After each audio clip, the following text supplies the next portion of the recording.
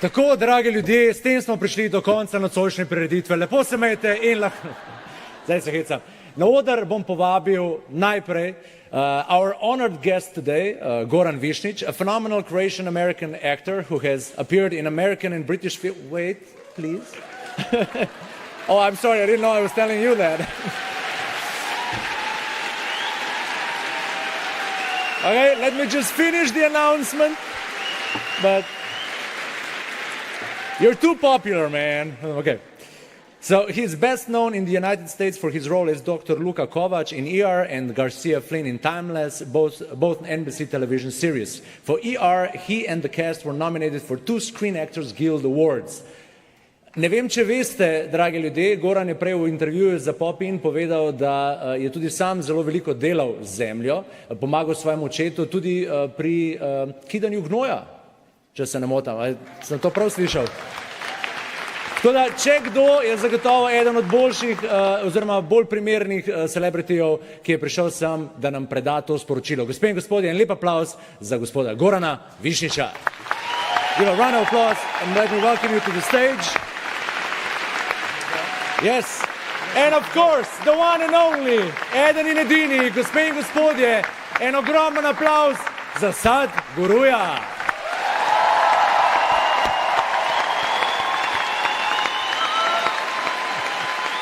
Let me welcome to the stage also Sadhguru. Thank you.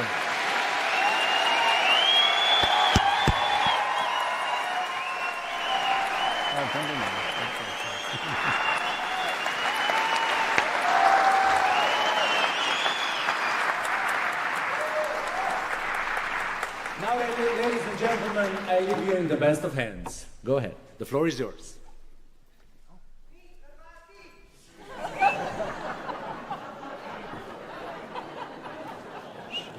Huh?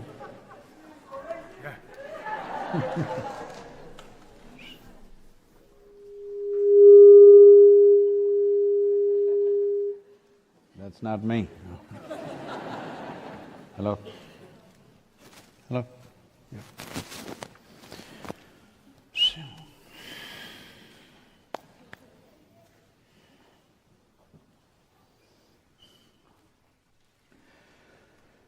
Kala na janati tava jananam, kala na janati tava samapanam, drushto maya tava mahakarah yogeshwara Kala Kala Yogeshwara Kala Kala. Namaskaram. Good evening to everyone.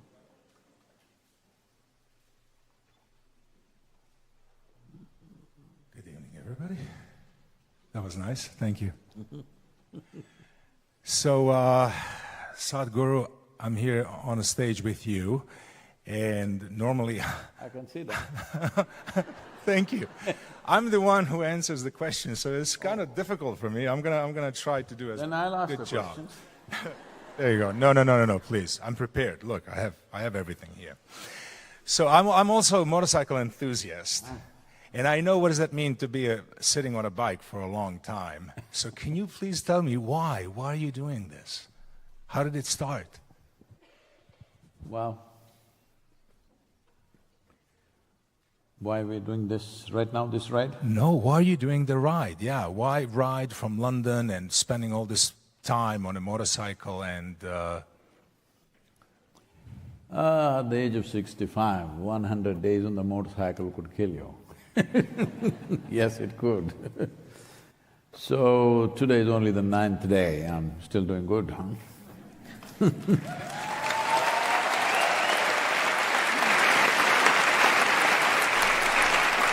So, a lot of people are asking me, Sadhguru, why should you do this at this stage in your life?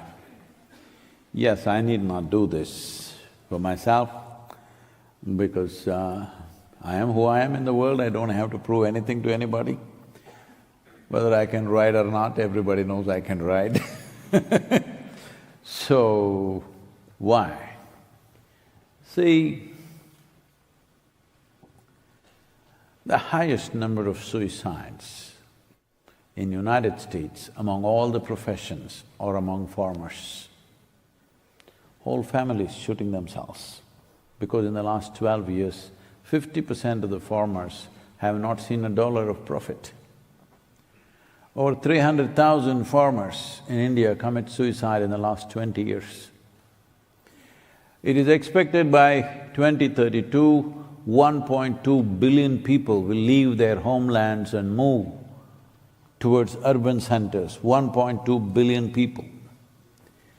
When people leave their homelands and move towards urban centers in a disorganized way, unplanned ways, because there's no food where they live, the suffering that they go through, the humiliations that they go through, particularly what happens to women and children when families migrate like this, is unspeakable. All this is happening. I've been talking about soil for the last 30 years in various ways. But everybody listens and everybody says, oh, this is great Sadhguru, you're doing great. Hey, it's not about me doing great, it needs to happen. We need to reverse this, otherwise we are eating up the soil and the food of the unborn child. In my emotion, eating up the food of the unborn child, for me, feels like a crime against humanity.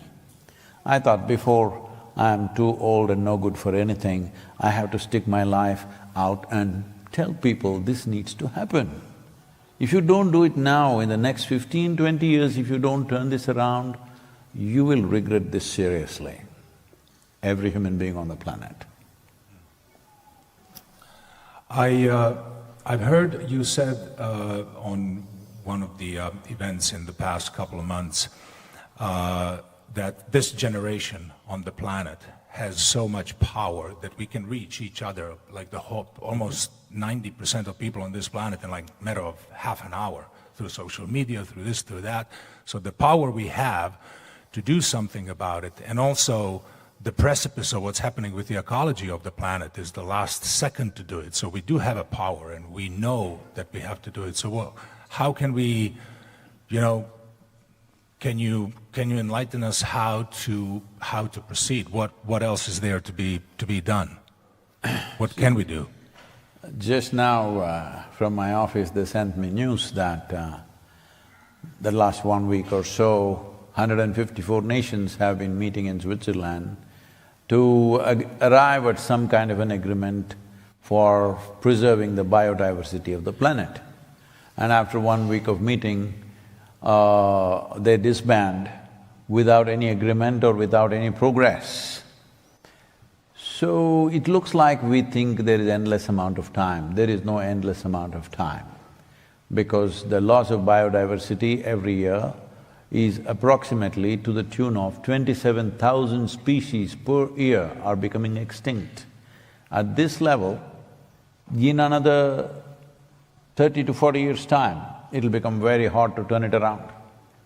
As a generation, we have a challenge and a privilege that we could be that generation which turned back from the brink of a disaster. Or we could be that generation which slept through and fell over and then grieve about it later, whoever is left.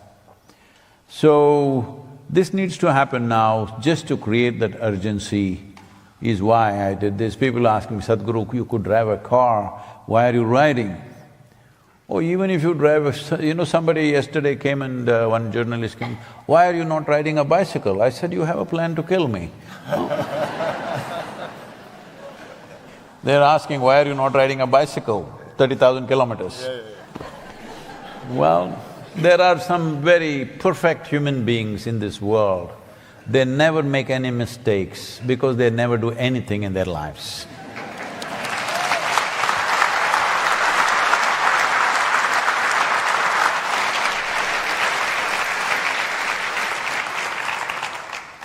So, may I ask you, with said something about my upbringing. Every weekend we would go to my grandpa's farm, and we actually worked on it. You know, it was a proper farm, and we spent a lot of time working, having fun also, driving tractors and all of that stuff. But I'm kind of a little bit into farming from that perspective. I was kind of there. I don't know how many farmers is in this audience, but can you just tell us a little bit about some practicalities of what can be done with the soil to replenish it, to make it as good as it used to be hundreds of years ago, maybe?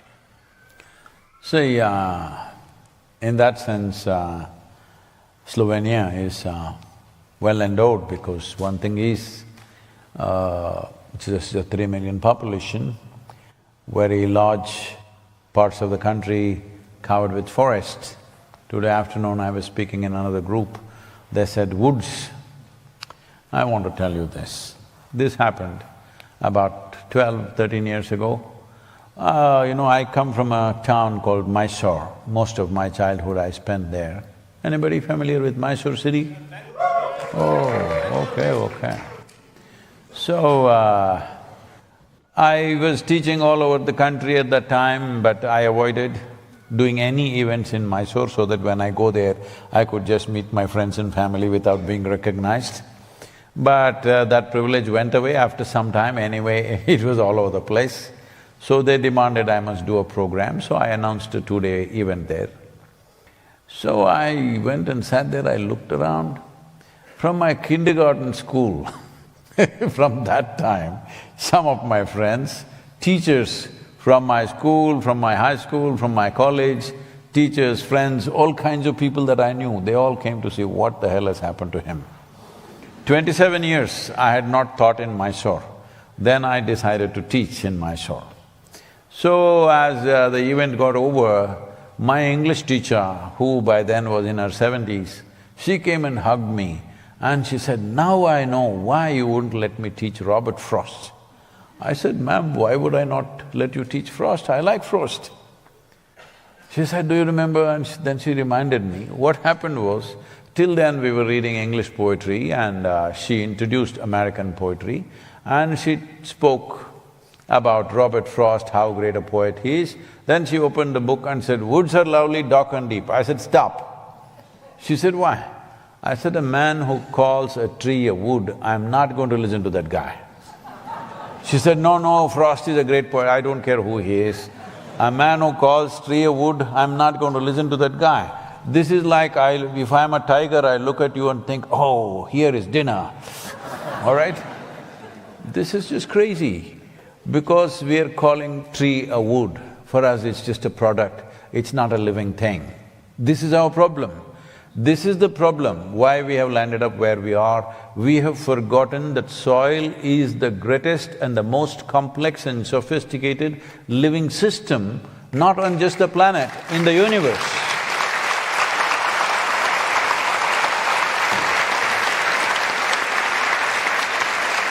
It is not just on this planet, in this universe, in the known universe, we do not know anything like the topsoil of this planet. That's how complex and sophisticated it is. And it is fantastic partnerships between various species and how they function, and the whole chemistry of the planet is managed by them. But in many people call this as dirt. If that is dirt, you and me are dirt bags.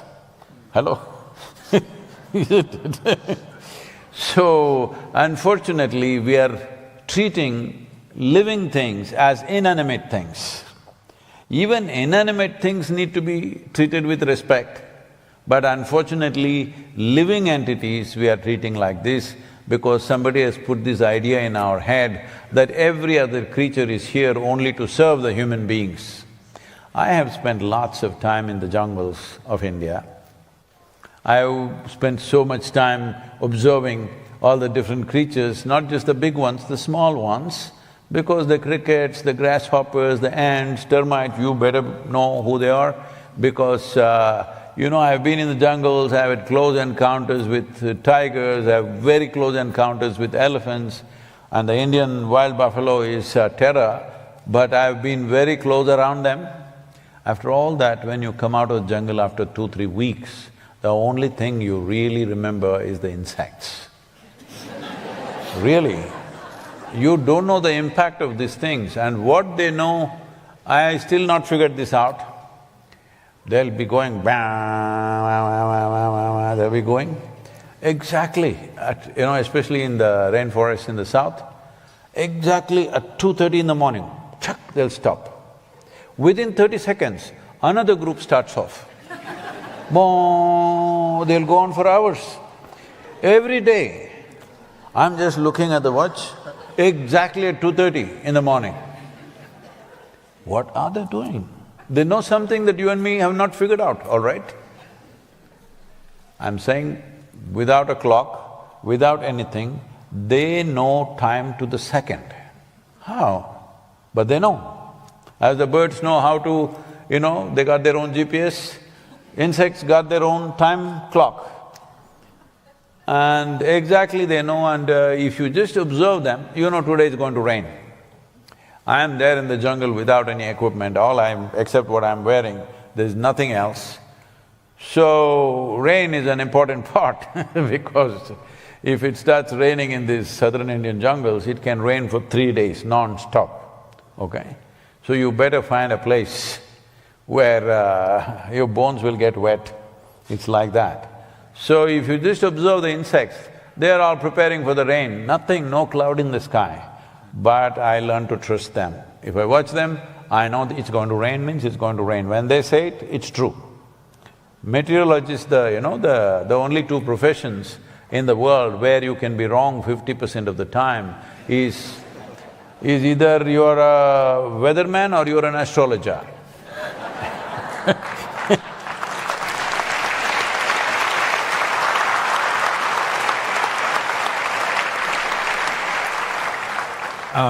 I wanted to ask you, in 1990s, I believe, there was the project Green Hands in India, and I've read a lot about it, and I've heard you talk about it, and I think the audience would really appreciate that story because I love that story, how everything started and how much you guys accomplished and what was the beginning of the situation, how everything came to be, If you would tell that story, that would be great.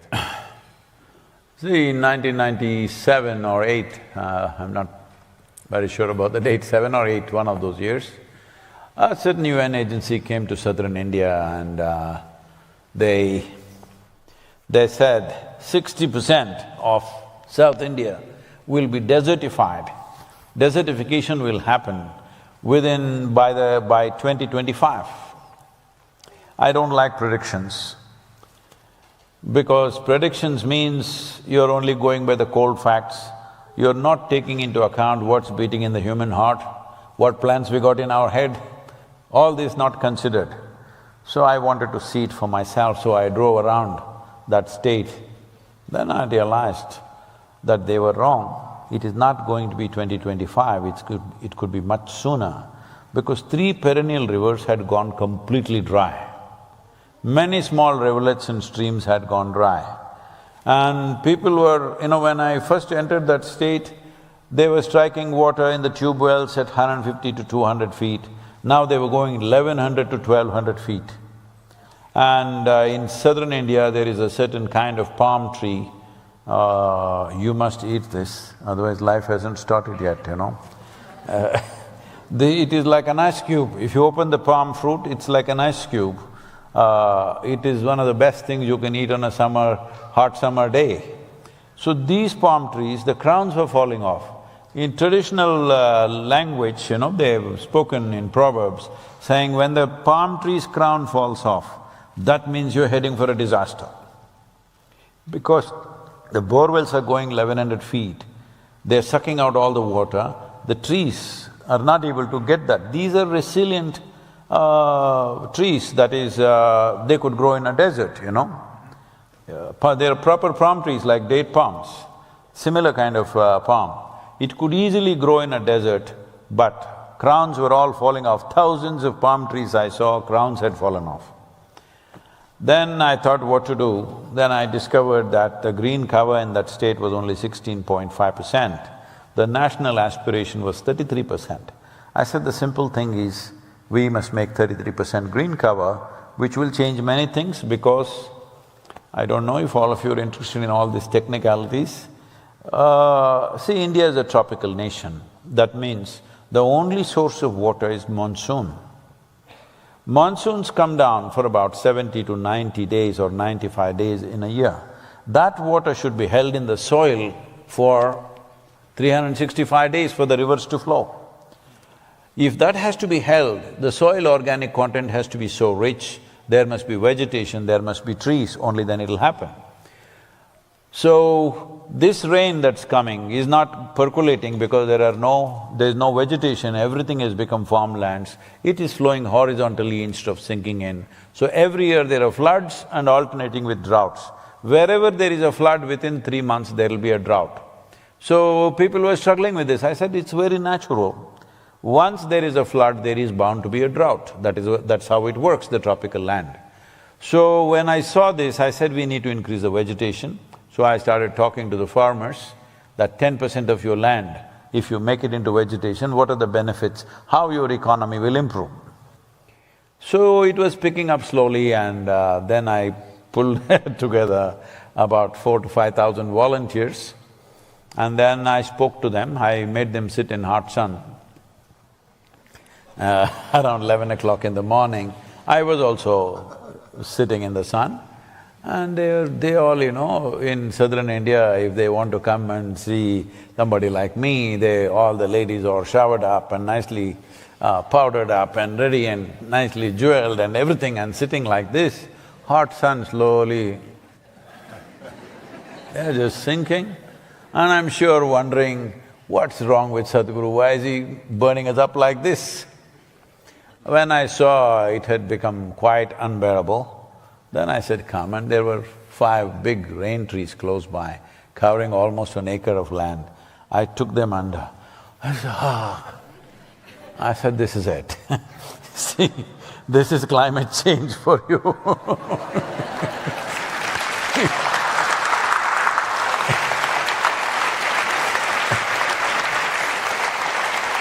Then I tried to tell them, see, we need to make this 33% green cover.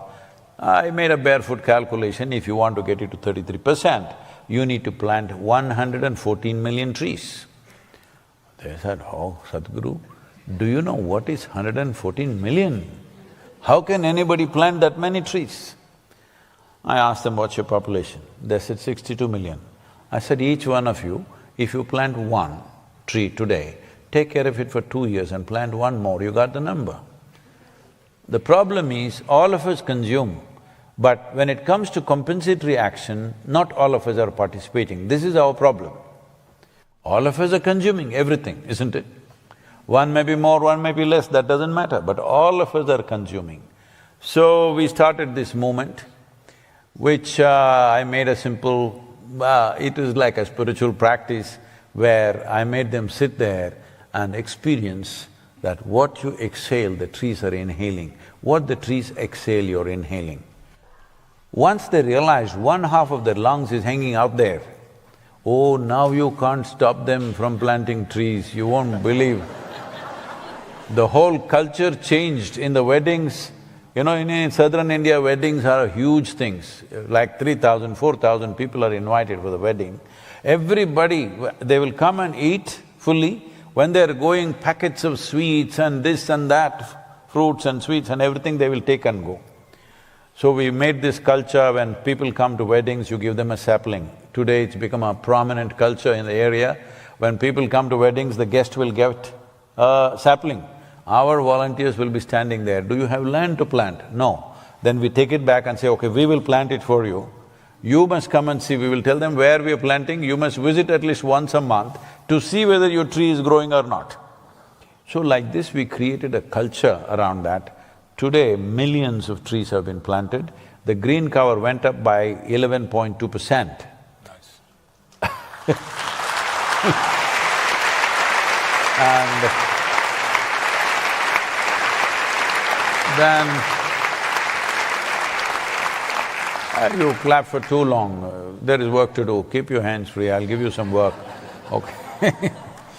So then we translated this project went on and it became a culturally significant process, but I knew that was not enough. We had to make policy changes for the rivers because all rivers across India were depleting seriously. This Kaveri river around which I grew up around this river, and I saw 50 years ago how this river was. Today, only 40% of the river exists. This is the lifeline for southern India, but only 40% of the river is flowing today. The reason is we have removed 84% of the tree cover in the last 70 years. So I said we need to put this back. For this, the policy change was needed. It took about 7.5 to 8 years to make the needed policy changes to make this convenient for farmers to plant their trees. And in these 7.5 years, there were 3 changes of governments. I don't know how governments work here, I have no knowledge about political situation here. But in India, the opposition, 3 governments, 3 different parties came into power. In India, opposition means if you say it's evening, the opposition says, no, it is morning. That is their idea of opposing everything, okay? So, 3 governments changed, that means everything had to be started fresh and relentlessly we went at it, got the necessary policy changes done, and then we wrote a book, a 760-page, river policy as to how Indian rivers should be managed. And I drove from southern tip of India to Himalayas in 29 days. In 29 days, we gathered the support of 162 million people. Just to give you an idea of what was done, 142 events I did in 29 days, and 182 media interviews I did. Over 4,700 impressions on newspapers and magazines happened. Over 8,000 or 7,600 television things happened across the various things. So 162 million people supported this. Once there was that kind of numbers, no government is going to ignore that. So within 3.5 months, it became the official policy. So this became the recommendation policy for all the 28 states. 6 states went proactively implementing it. Other states, normally they wait for a disaster. They act after a disaster happens, usually. Because preventing a disaster doesn't get you any medals, do you understand? After disaster happens, if you go and help people, you will get a medal. If you prevent a disaster, everybody's happy.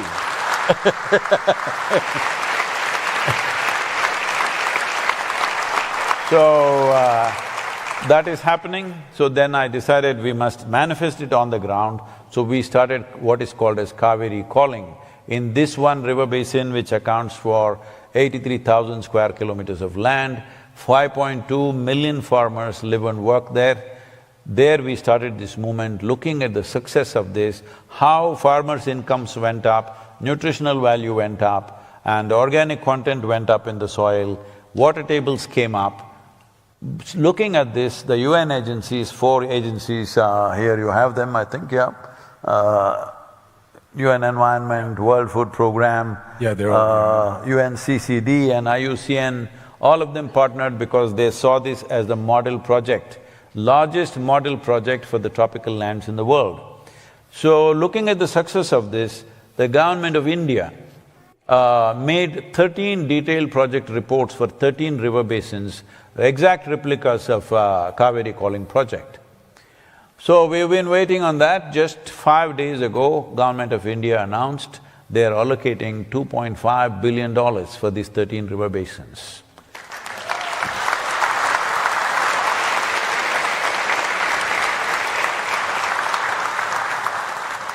Yeah, you reminded me now, I was thinking about a few days ago, it was on television in Croatia, I think it was happening all around Europe. They turned the public lights off for about an hour on the monuments in the big cities and stuff like that. And they were asking people what they think, and then one girl said, well, I mean, it's 1 hour, I mean, why don't we do something more about it? I mean, it's just What does that mean? I know it was supposed to be a symbolic gesture to show something, but lately it's a talk about when you brush your teeth, turn off the water. That's all great, turn off the lights when you're not in a room. But don't we need something more than that? I mean… Definitely. See, unfortunately, a whole lot of civic issues are being projected as environmental or ecological issues. This needs to change. See, if plastic bags are floating around in Ljubljana, am I correct? Yeah. Okay. There's no plastic bags here floating around. No, I'm saying if they I know, I'm kidding. I'm like… If they are floating around, this is a civic issue, this is not an environmental issue. In your town or in your city, what do you call this? It's a city or a town? City. City. A capital city. Okay. If I said that, I would be in big trouble, but you said that, it's fine. Okay. No, I only asked, I didn't say anything. So, in this city, if… see, the various urban issues like air pollution, you did not brush your teeth for 3 days, so to save water, I meant to say. So, maybe it is good for your water supply system, the load is less. But ecologically, it means nothing, zero, you understand? If you turn on the taps and run all the water to the ground, ecologically it's good, but not good for the city water supply. So do not make urban issues into ecological issues, it's not true. Urban issues are different, they're civic issues, we need to handle them differently. It is very cute of you, you didn't brush your… I'm sorry, you use less water brushing your teeth. Very cute of you, very civic awareness, very nice, good for your city, but not of any significance to ecological issues because ecology is a different aspect. So what needs to happen? See, there are many issues. There is carbon in the atmosphere, CO2, everybody is talking. But one important thing we need to understand is, you breathe in oxygen or carbon? Hello? Oxygen guy, you're oxygen guy. You look lively, you must be oxygen. See, this whole oxygenation of the atmosphere started nearly 1 billion years ago. When you've heard of that cave… these gender things are a real problem now. Is that cave man or cave woman? Is there such a term, cave woman? No. So that cave person… That's better. So that caveman or cavewoman, when they first discovered how to cook their food with fire, maybe 10,000, 15,000, 40,000, 50,000 years ago, when somebody figured it out, whoa, it made a huge difference for us, isn't it? Huh? That we could cook our food. Nearly 1 billion years ago, one very smart fungi or an algae, we don't know, there's a confusion just like whether it is a man or a woman, just like that there's a little confusion on that one. They figured out, one of them figured out how to cook food using the perpetual energy of the sun. That is the phenomena that today we call as photosynthesis. So photosynthesis essentially means drawing energy from the sun, working up what? Taking carbon from the atmosphere, making carbon sugars out of it, passing it on to the earth and using it as an exchange process to build a partnership with all the microbial life there. Because they need this carbon sugar, the plant needs these nutrients, so with this the whole life process developed. Because of this photosynthesis, today in the atmosphere there is 21% oxygen content approximately. Before the photosynthesis, it was just a shade over 1%. Definitely you and me could not be there. All these complex life forms only happened after photosynthesis and the oxygenation of the atmosphere happened. In the last 1,000 years, 1,000 years ago, how much photosynthesis was happening? Today, how much is happening? there is a 85% drop. 85%. So, everybody is talking about carbon dioxide. Why are we not talking about depleting oxygen? That's what our focus should be. If that has to happen, there must be more green on the land. Right now, 71% of the land on the planet is under farming. How do we farm?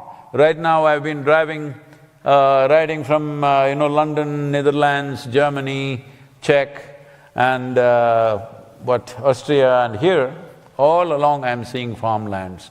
Most of the farmlands don't have any crops right now because this is post-winter, but all lands are plowed and left open. This is the worst thing you can do to the land, that you plow it and leave it open, this life dies, microbial life, because first 15 to 18 inches has enough life, has all the life that manufactures 87% of the life on this planet, including you and me. But today machines are plowing 12 to 14 inches deep and leaving it open like this for months on end is killing it. If you just look back on the history of agriculture, you said, oh, you're still a young man. When I was on the farms, it was common in India, every farmer knew during summer months in India, you had to put cover crops of legumes and pulses, out of which you got nothing much, but the humus went back into the soil.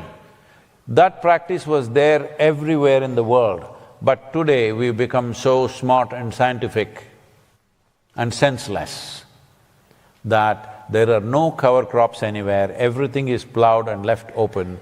This is one serious damage we're causing to the land. So the microbial life that is beneath the soil or in the soil is the basis of our life. Who we are right now is a consequence of that life. Even in evolutionary terms, we are a consequence of that life. That is the most sophisticated and complex life. We have manifested out of that. Today, every one of you understand that without the gut microbiome, you cannot even digest the food that you eat. The same is true, the plant cannot get the necessary nutrients from the soil unless the microbes make partnership with each other. Without that partnership, this cannot happen. So this is a very complex partnership, thousands of species of microbes are working, but all of them, the interaction is one's food, what is food for this one is what is somebody's excreta is another species' food, and it goes on like this. Endlessly, the dead bodies of one microbe becomes the food for somebody else. The whole cycle is happening, it is out of that, plants have come up, animals have come up, we have come up. So now, that is what is under threat. This partnership is being ripped open. In the last 40 to 50 years' time, the damage we have caused is such, 52% of the world's topsoil is degenerated. And organic content in these parts of the world, I do not know exactly what is Slovenian thing, but in Germany, Czech Republic and Austria, it is around 1.48%. Here also I assume it's somewhere around that or maybe a shade more than that because you have little more forest in this country. But that is how much it is. But in a temperate climate, you must have minimum 3% to call soil as soil. Right now you're adding enormous amount of fertilizers, to what extent means 32 billion pounds, billion, not million, billion pounds of fertilizer, chemical fertilizer is being used in the world, out of which not even 45 to 50% is absorbed by the plant. Rest of it binds with the minerals and becomes in such a way the phosphorus and the nitrogen, it causes enormous damage because of this nitrogenous material and phosphorus flowing into the waters. It gets into the groundwater and then get into the rivers. For example, where Mississippi River joins the Gulf of Mexico, there is a 6,000 square mile dead zone. That means there is water body without any oxygen because of this. All the all the fertilizer used across the Mississippi belt is coming down the river and it is creating a dead zone like this. Dead zone means none of the life can exist because all oxygen is out of that water. So we're just sabotaging our own lives. Like in India, there is a fable which talks about a man who is sitting in the wrong end of the branch and hacking it. When he succeeds, he will fall. We are that kind of people. What I love about this initiative is what you've been talking right now about the soil is that unifies a lot of problems that ecology has right now. I mean, the solution is to plant more trees. Our technology, every time I hear that somebody's making a new machine to get carbon dioxide from the atmosphere, I'm like, don't we have those machines? I mean, they've been around a couple of million years. I mean, we just need to plant more of those. So this initiative kind of like unifies a lot of ecological problems. Can you talk more about it? You live in California, generally? I used to live in California, yeah. So I planted myself in California for about 25 days as a part of this thing to move certain people. Every other day somebody comes up and says, Sadhguru, my friend has come up with a new app, it'll solve all the problems. See, this is a generation which is technologically juvenile. It's still new, we're just excited about it. We think technology will solve everything. Technology does wonderful things, no question about it. But we must understand, right now I heard that you have food apps, right? Volt. I'm seeing the Volt bags everywhere on the motorcycles. It's spelt wrong though. It's W-O-L-T, they spelt it like that. So the app may get the food to your home, but somewhere somebody has to cook it. App doesn't cook it, all right? Somewhere somebody has to grow the food. App doesn't grow the food. App makes the delivery maybe little better. It's only an application, enhances the application, but doesn't produce anything, it cannot produce anything. So we need to understand this. It doesn't matter what technologies you come up with, whatever you do, there are only two sources of organic material on the planet, or let me say in the whole universe that we know of. There are only two sources, plant material, animal waste and other things. There is simply nothing else. Hello? Yes or no? Yes. Plants and animals. Beyond that, there is no organic content anywhere. Right now the problem is on your farms, there are no animals, there are no plants or trees, because all monoculture, commercial agriculture has come in. There are only machines, but machines don't shit. That's the problem.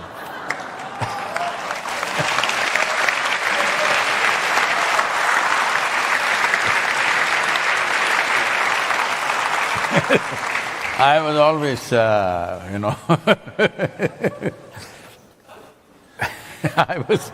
somebody told me once in India that there is some sage, some saint somewhere. And is it okay I talk some nonsense to you?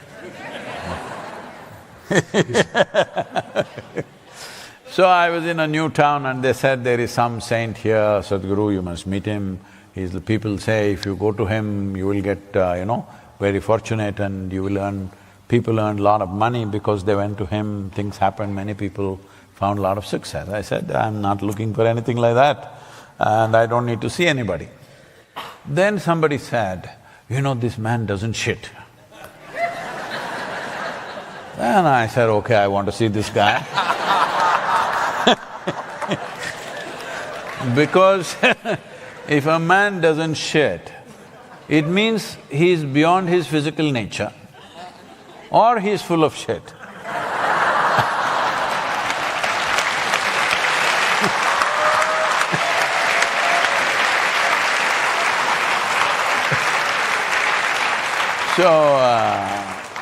In the afternoon I drove, it was about 70 kilometers away, so I just drove there to see this guy.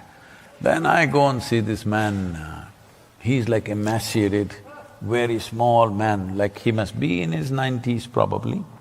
He's like totally like just a skeleton with skin and a small beard.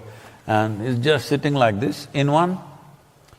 You know, in India, because from the time of monarchs, there is this fascination for people to have… I think even in Europe I've seen in many places, we were just in some royal hotel where, you know, the chairs are all this big.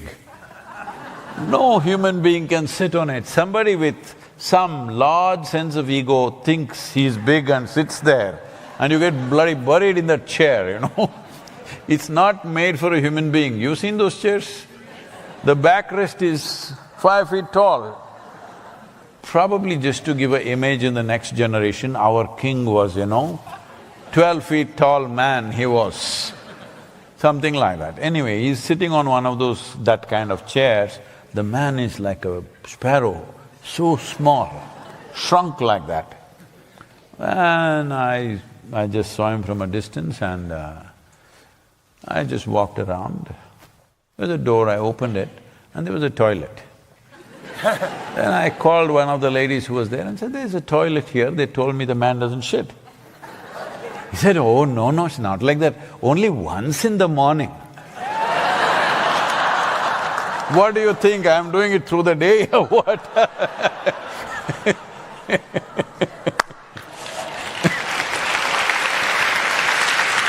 Now, I'm sorry I brought all this Indian shit to you. I heard that you guys are all soaked in honey. Let me tell you my honey story. Can I tell them a honey story? Yes, please. I'm just like them, I'm listening, I'm enjoying myself. Please, do, go. So when I was getting lost in the jungles of India, the only food that sustained me largely was honey. I ate other things that I don't want to talk to you about, but largely honey. People always wondered, how do you survive? In any season you go, you manage to stay there for 2-3 weeks and come back, how do you do it? Simple, my trick was, normally we were riding a Czech Republic motorcycle at that time, okay? These days everything is sensitive, you know, you can't say anything as it was. You can say Thomas here. So we were riding a Java or a SD, so it has a petrol tube. Normally you need 7-8 inches of petrol tube, but I always put extra, about 15-16 inches of petrol tube, because it gets hard, you can keep cutting it and putting it on, the rubber gets hard. And this is also for my honey, so when I park the motorcycle in the forest and cover it up with all branches and stuff, I pull off the petrol tube and put it in my pocket and go. So I climb up the tree and the hill, I don't know what kind of honeybees you have here, I have no experience of this. There we have what is called as black bees. They are this big, about 1.5 inches long, and honey is fantastic in the Western Ghats because the variety of vegetation there is probably like no other in the world. The number of species of plants there is like nothing else in the world. So, I go there and these huge hives, they built it on that kind of branch where the sloth bears cannot get. A sloth bear weighs approximately 70 to 85 kilograms. So, the bees are so smart, they will build it in a place where the bear cannot get to it. Just on that kind of branch, where the bear will not be able to go because the branch will bend. So I'm just around little over 70 kilograms. So I crawl up that, go close to it, stick my pipe into the hive and drink it up. I drink up about 3/4 of a liter of honey, and for the day I'm settled, you know. So I just lived on honey for many weeks, and there are tribes called honey shepherds in India, they're called Jenukuruvas. So I went and lived with them, and they just live on honey. Every day, from morning to evening, just their bamboo glasses about this tall, approximately about 3/4 of a liter it would take, you just drink that, that's the food. And you are so energized, means you don't need anything else for the whole day. You're climbing trees, you're doing all kinds of crazy things, but it takes care of you, 1 liter of honey. So I'm just telling you because I heard beekeeping is a big deal here.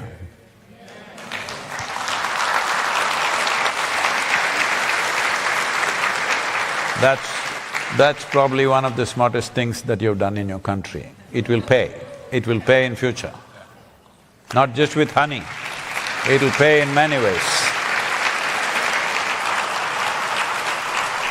I wanted to ask you, so you left London and you've been through all these European countries, so what's the experience so far? How's it been going?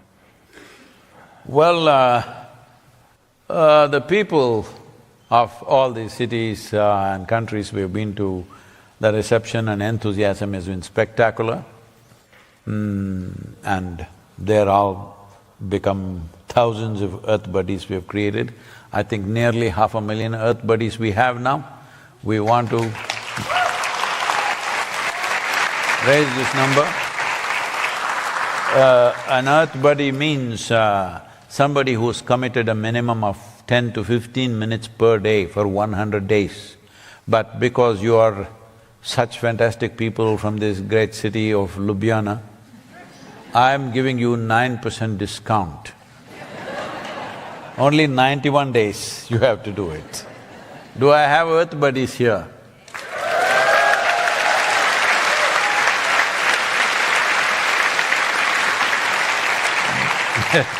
Because this is our time on the planet.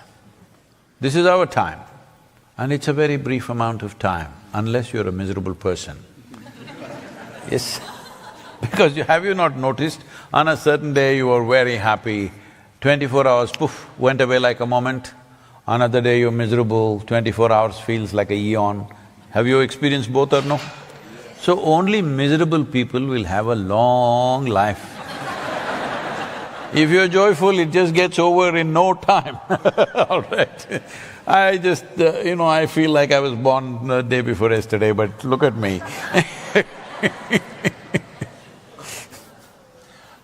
Is there anything else I've been forgetting about Save Soil campaign that what can everybody here in this audience do, or what we can try to achieve? Do you have anything to add to all of this?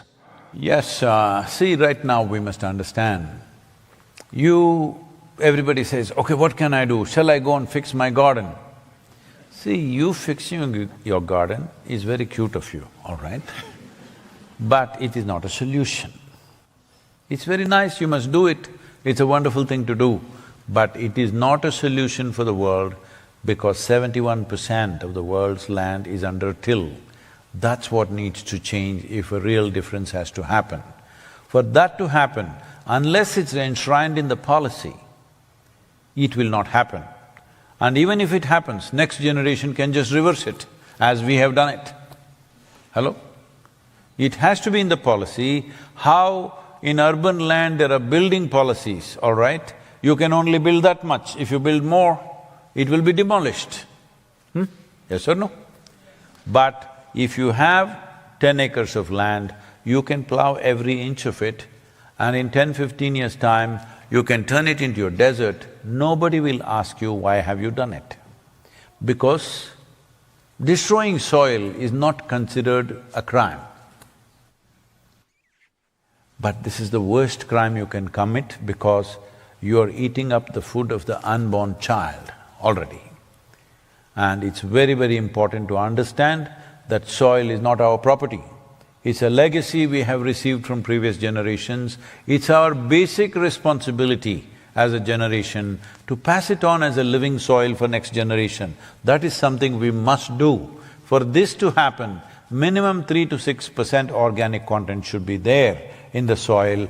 That must become the policy in every nation. How do we do it? The nations will have to provide incentives. Right now, we are saying 1.48 is the approximate organic content in these countries. If the government offers an incentive, if a farmer makes it 3%, he will get this much. If he can do it in 2 or 3 years' time. If he makes it 6%, he will get more.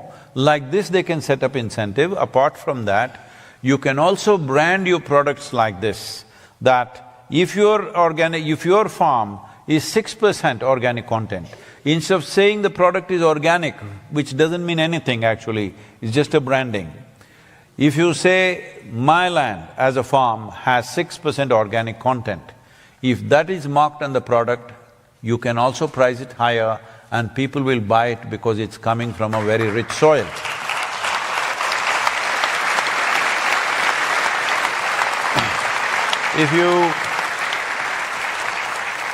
If you raise the organic content in a given land to 8 to 10%, your irrigation requirement will come down to 30% of what you're using right now. If you're using 100 liters of water, you can do the same work with 30 liters of water and you can brush your teeth every day. Hello?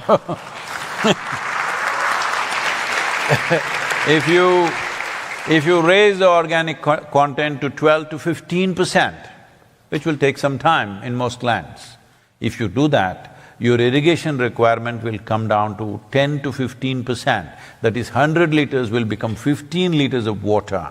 That is saving water. Hello? That is real change. Above all, if that moisture is there in the soil, life will thrive because the microbial life needs organic content and moisture for them to thrive. If organic content is there, moisture is held in the soil. If you go into a forest, any of you, because they say you have a lot of forest, what kind is it? Evergreen, is it? All kinds. Then you have not seen all forest lands in the world. In this latitude, you can't have all kinds of forests. If you have, let's say you have good forests because the bees are doing well, means there must be substantial vegetation. So, if you go into your forest, you don't need any pickaxe, just with your fingers if you dig like this, 3 inches if you go, it will be damp. That means there is enough organic content, that is why water is held there. Even if it doesn't rain for 3 months, still it will be wet. That is how agricultural soil should become. Then you grow food which will nourish you, then you grow food which will be immunity for you for many things. For example, right now, the world has been reeling under this pandemic. I don't know how bad it's been in Slovenia. How bad? Not very. I see only a few of you are wearing masks because yesterday I was in Vienna. Everybody was wearing masks because yesterday the caseload was something like 50,000 per day, so in the country. So they were all wearing, no, it's okay. He's already got it, so what can we do? So, I'm saying, you don't need some expert virologist to tell this to you. Any simple doctor will tell you, if there is not enough vitamin A, vitamin B6, vitamin B12, vitamin C, calcium, iron, folate, magnesium, zinc, in the diet that you're eating, you become susceptible to upper respiratory tract infections. This is a well-known fact. Whatever you call this, a pandemic, coronavirus, number 19, 20, 21, whatever you want to call it, you call it what you want. Essentially, it is a respiratory tract infection, all right? If your nutrient value was good, your ability to resist it would be much better. Unfortunately, we've lost over 6 million people across the world. Almost everybody that I know has lost somebody who's dear to them, you know. This is because the nutritional value is very low. I'm not saying there wouldn't be a pandemic if the nutrition was good. Definitely there wouldn't be such a high toll, for sure. And today there is substantial studies to show that mental illnesses in the world and nutritional micronutrient quality in the food that you eat are very directly connected. If you're feeling a little wonky, maybe you're not eating the right kind of food, you know. So, today WHO is talking about mental illness pandemic. See, a pandemic means if one person has it here in this hall, all of us become susceptible, that's a pandemic. When we say mental illness pandemic, that means all of us are susceptible to lose our minds today or tomorrow. That's what it means. Now they're talking about a suicide pandemic. In the year 2020, More people committed suicide in Japan than the number of people who died of the pandemic. So we don't really need the virus, we are pretty good. You know?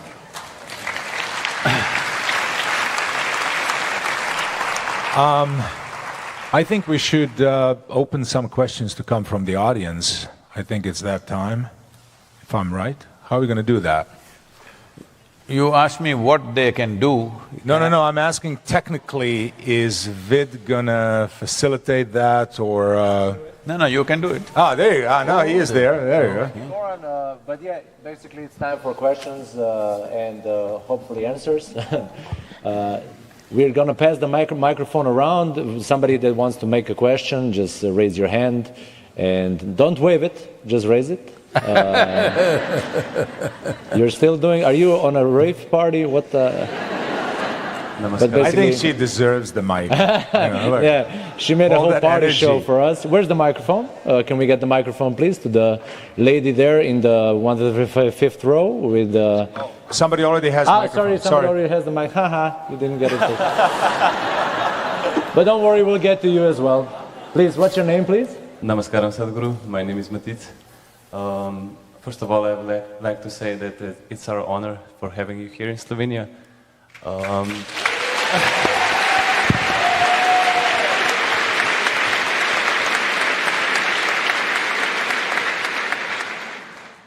My question is, you've mentioned that trees are a part of preventing the soil to go away. So what can we do about deforestation here in Slovenia? We have a lot of forests, as you know, but they're cutting trees in cities. They're building a lot of residential areas over there. And is there any way that we can approach this problem? Thank you.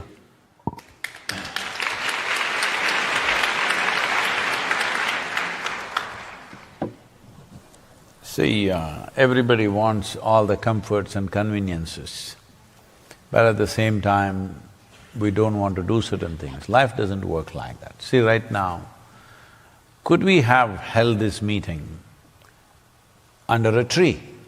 If it was India, we would have done it, because the weather would permit it. Here we need a hall. Well, how many trees did they cut to build this building? They would have cut something, definitely. Can't help it. We can minimize it, we cannot avoid it. So let's understand this. Let's not always… this is not something to be dealt with emotionally. This needs to be done very pragmatically, otherwise, believe me, if you pit economy and development versus ecology and trees and stuff, ecology will lose. It's very important, we must design it in such a way both of them can thrive together.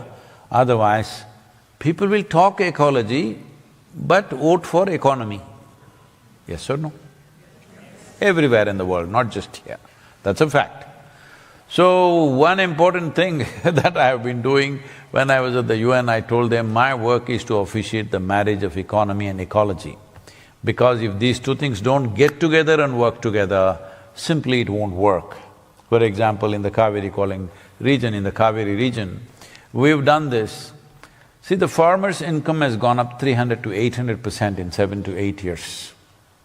And those of them who've gone for a certain level of trees, once in 12 years when they fell these trees, they're getting about the same money they would get if they sell the land. So every 12 years they can sell the land and still keep the land. It's a good deal, isn't it?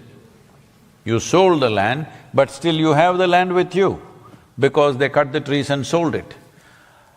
For this is important that we understand how we balance this. I am not saying just blatantly do wild kind of development, no.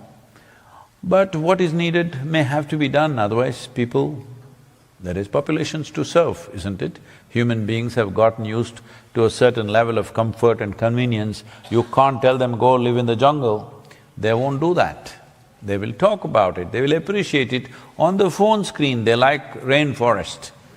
If you leave them in rainforest for 1 week, they don't know what will happen to them. When I lived in the jungles and after 2-3 weeks when I come home, even my mother wouldn't recognize me, head to toe, insect bites, because I slept on the trees and here and there, and I'm bitten head to toe, all right? You can't even recognize me, I would be like that, it'll take 3-4 days to get back my shape of my features back.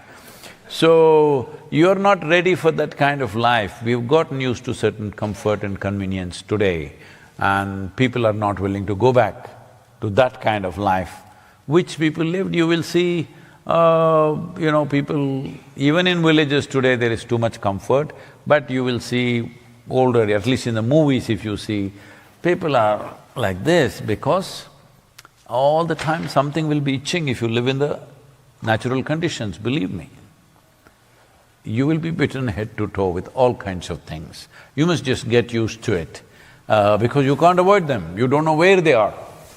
Even today, our center in United States in Tennessee, we are nearly 17 square miles of land or over 20,000 acres. We have committed 70% to conservation. We will keep the forest as it is, 70% of the land, 30% we will build. But if you enter the forest in the summer season, you had it. You had it means you had it.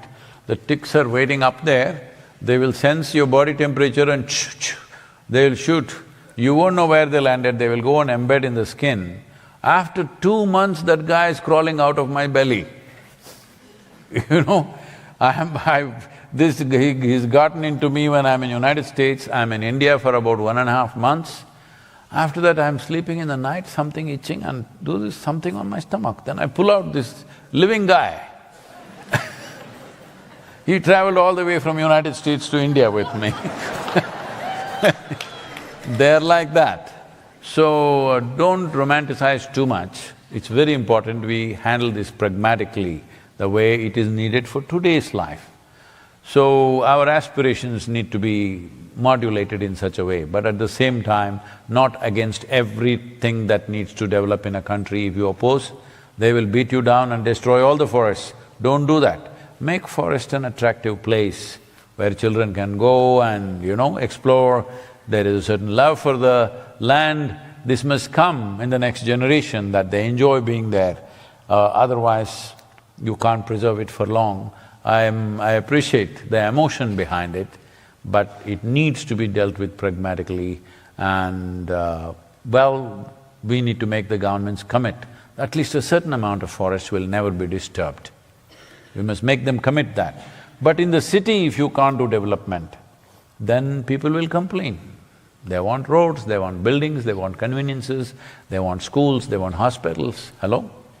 People need all this.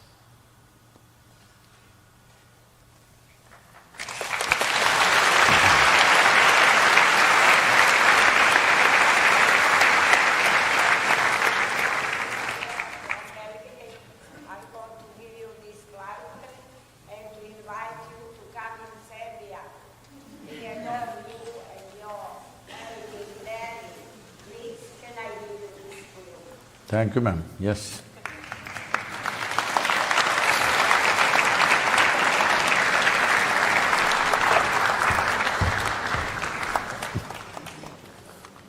I'm sorry, I came this morning, only the books is now at 9 o'clock. I must leave, please. And I apologize.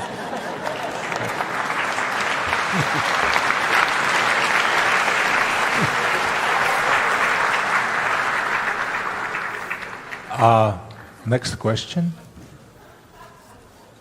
Where's the mic? The right company. Oh. Namaskaram, Sadhguru. Where is you? Here. She's right. I'm Dragana from Serbia, Belgrade. First of all, I want to say how grateful I am for all the people, volunteers, who are doing this job. So thank you so much.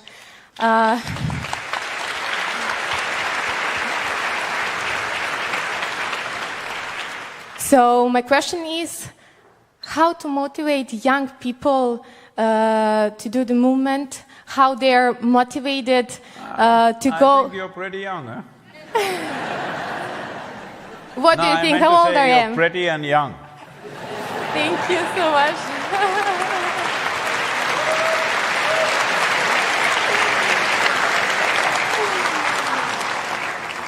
So my question is how to motivate young people to do this movement, how they're motivated to go, for example, to the gym and pull the weights, you know, at least some of them.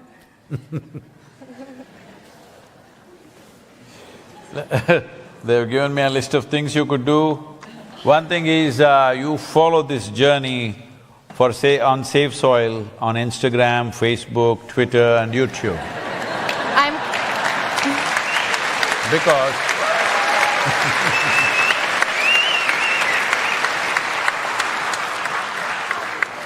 so this is because all these numbers, how many people say save soil in the next 91 days is going to be aggregated. I am addressing COP15 in Ivory Coast on 9th and 10th of May. 170 nations, their representatives will be there. And UNCCD is the host for the COP. And I'm addressing the whole group. By then, if you have over 3 billion people for me on these various, platforms, it's a done thing.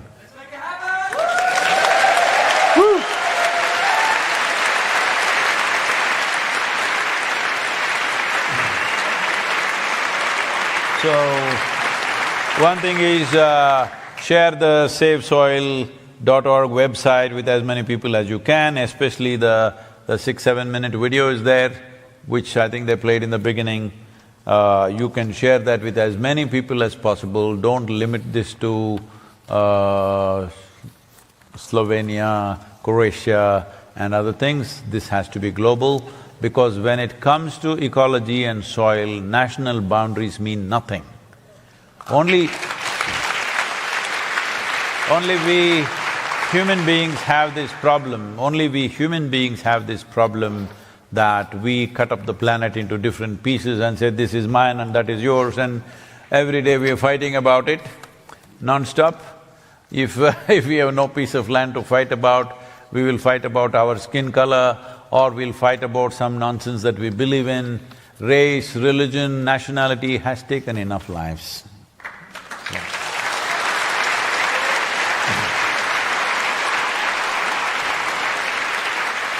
So this has happened because we are continuously focusing on what is the differences between us. We are aiming at what are differences between us. All kinds of things. Hair color, they're fighting. Can you beat it? Anybody can change the damn hair color anytime these days. But on that, some people are fighting. There are groups of people in America fighting constantly on the social media. My hair color versus yours. You can go to a salon and change the damn hair color tomorrow morning. But about that, they're fighting. So I'm saying we are always looking at what is different about us. We need to look for common factors. The common denominator for all of us. If you don't understand what is the unifying cosmic consciousness, if you don't know where the hell that is, at least you understand our very bodies have come from this soil, we nourish ourselves from this soil, at least when we are dead, we go back to this soil. The question is only… the question is only whether you get it now or you will get it when you're buried. That's the only question. You'll anyway get it one day. But if you get it now, we can make a difference. So let us look at the common factors that unify us. I don't want this… it's under the umbrella of conscious planet. So we are not going to stop with ecology.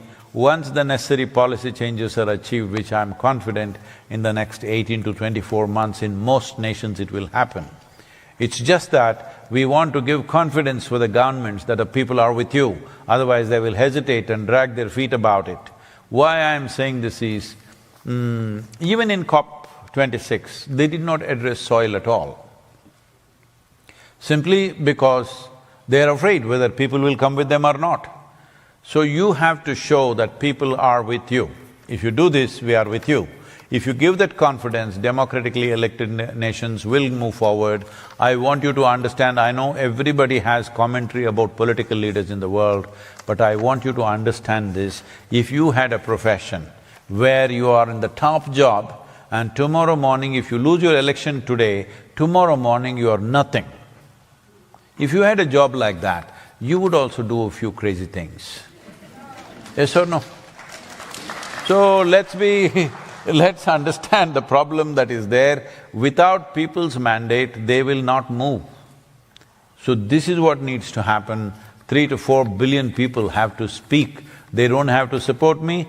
Your youth friends who are pulling weights, they don't have to support me.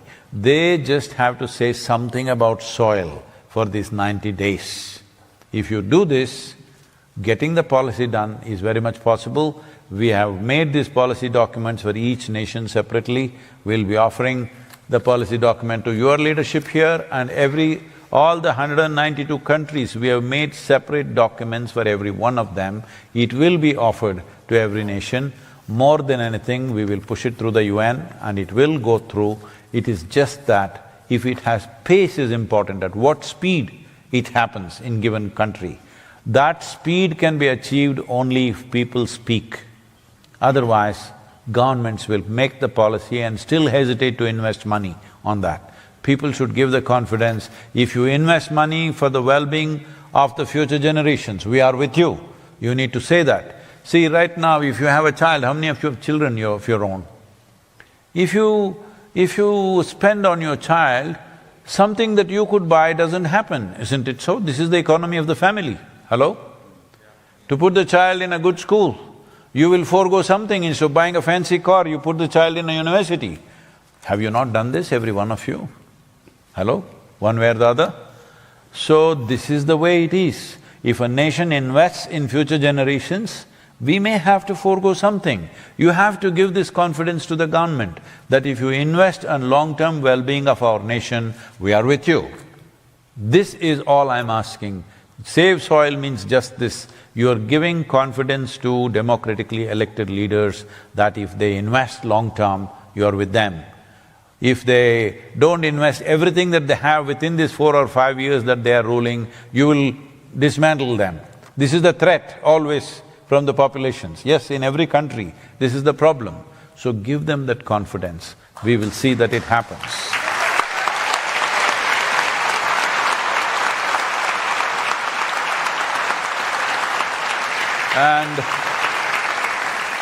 And also the Save Soil song, la la le le le le le. Make it reverberate across the country. This should become your mantra for the next 90 days at least. You can download this from this thing, there is a QR code, you can download that. And in India, the Isha homeschool children took up this commitment that they will inspire 10 million children across the country to write a letter to the Prime Minister. You, for your population, at least 100, 200,000 children, if they write to your Prime Minister, you think they will ignore this? They cannot ignore this, I'm telling you. And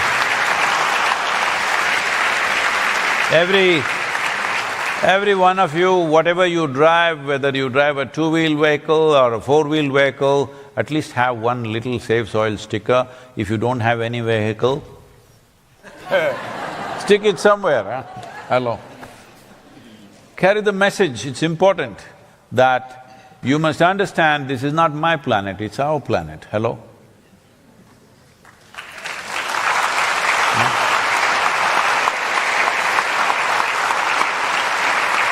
We have one more question here. Yes, ma'am. Okay. So, I'm Namrata and I'm Ambassador of India to Slovenia. Thank you very much. All these claps are for you. Am I allowed to not just ask question but share a small observation? Yes, ma'am, Your Excellency. So, thank you so much, Sadhguruji, for sharing the differences between wood and forest. That's very important. And in the same line, I want to share something today that happened earlier in the day. And somebody told me that I don't understand the word soil here because I understand it as land. So there's a problem in understanding. And so I just shared what you shared with us just now. And I said, probably land is something with borders, but soil is borderless.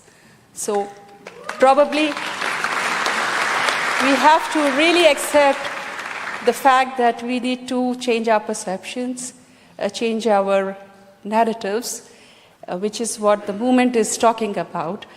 And with this small sharing, I just want to extend my heartfelt thanks to you, Sadhguruji, for coming up, taking up such an important cause, sharing with the world, and sharing the strengths of India. You are our ambassador. I'm ambassador to Slovenia, but you're ambassador to the whole world. India's ambassador to the whole world. And sharing our strengths.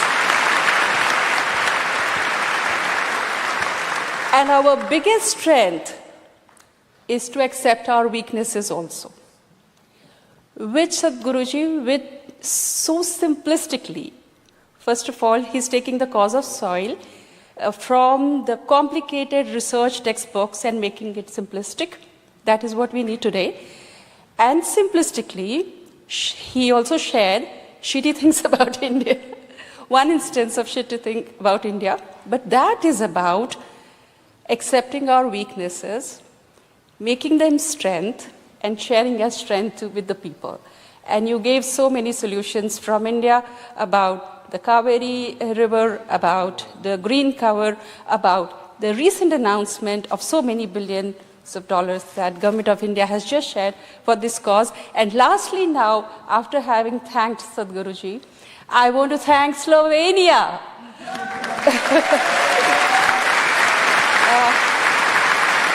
Thank you, Slovenia. Thank you, loving people of Slovenia. And here today, there are not just people from Slovenia, but also people from the neighboring countries. So thank you all for joining this cause. And from Slovenia, you carry the promise. I promise, because like you mentioned, this is one country which went to the UN to declare the World Bee Day. You spoke about the insects, you spoke about the bees, and we spoke about the soil. Thank you very much.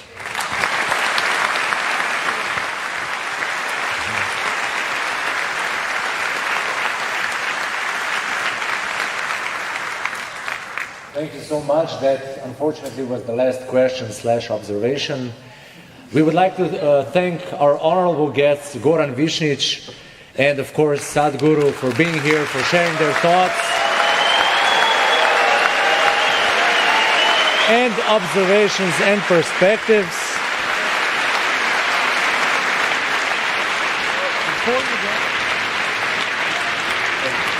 Before you go, I have a gift from you, from the Slovenian volunteers. We've heard that you like Frisbee. I like to play Frisbee. So this is sort of a… That's too floppy, huh? Can somebody catch it, huh?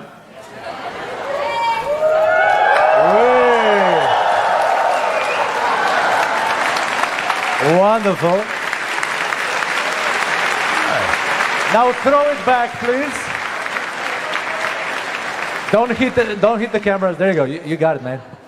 Nice. So close. Thank you so much.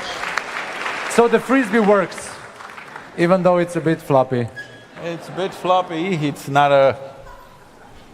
Oh, I always carry a Frisbee with me, I didn't know you guys like to play this.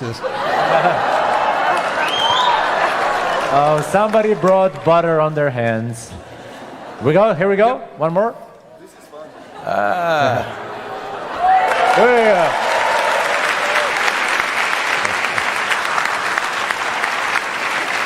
Thank you so much. So, my body, your body, everybody is soil body. So let's all get together to make it happen.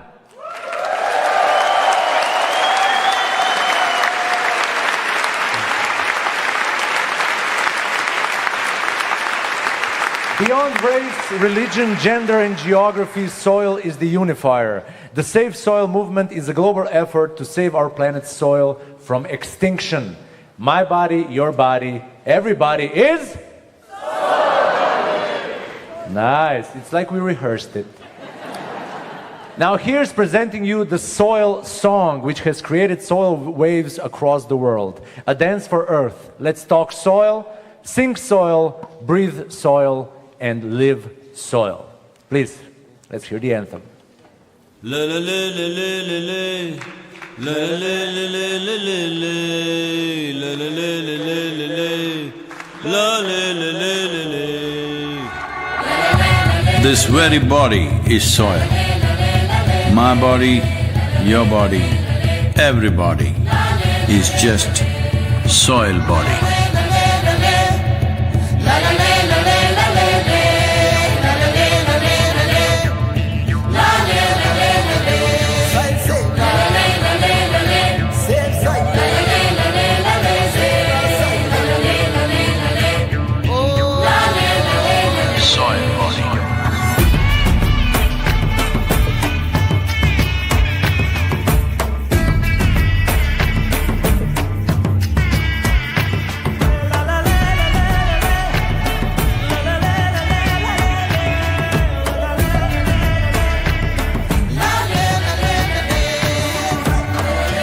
The magic of soil is it turns death into life.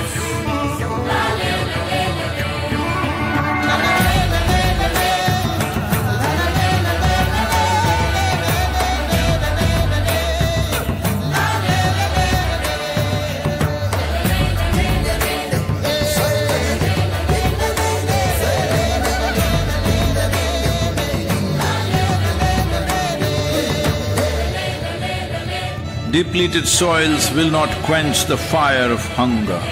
Unquenched hunger can burn the very world. This is a generational responsibility. Save soil. Let's make it happen.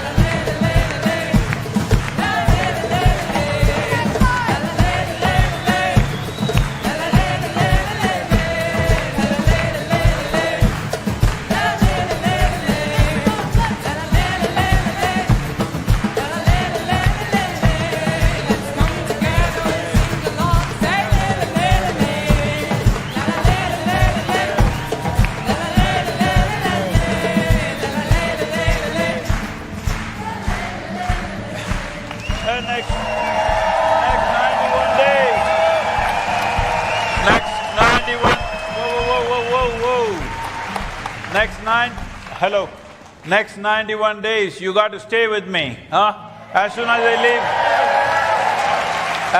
I leave your city, don't forget this.